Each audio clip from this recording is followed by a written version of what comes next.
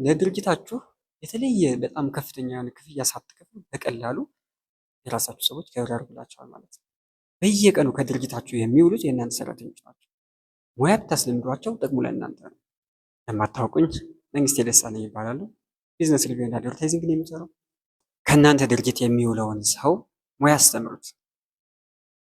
ከድርጅታችሁ ላይ ተቀጥረው የሚሆን ወይም ደግሞ የራሳችሁ ሰው ሆኖ ከድርጅታችሁ ላይ የሚውል ከሆነ ቢያንስ ሙያ አስተምሩት።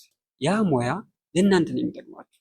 ለምሳሌ ሶሻል ሚዲያ ማኔጀሩ ባይኖር ዴሊቨሪ ቢመጣ አዲስ ሽያጭ ቢመጣ ሶሻል ሚዲያ ማኔጀሩን ደውላችሁ ወይም ደግሞ ካሜራማናችሁን ደውላችሁ ተሎ በል ዕቃ ሊወጣ ነው ቅረጽልን፣ በጣም ሰዎች ደስ ብሏቸዋል፣ ስለዚህ ቴስቲሞኒያል ተቀበልልን ከምትሉ የራሳችሁን እዛው የሚውለውን ሰራተኛችሁን ካሜራማን አድርጋችሁ ታስለምዱት። እንደዚህ አይነት አስቸኳይ ነገሮችን ከበር ያደርግላችኋል። አድቫንቴጁ ይሄው ነው።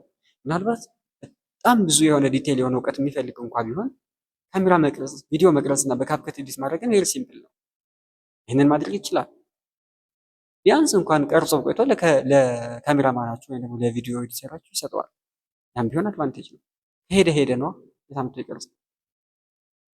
ስለዚህ ሰራተኞቻችሁን ቪዲዮ ኤዲቲንግ አስተምሯቸው፣ ካሜራማንነት አስተምሯቸው።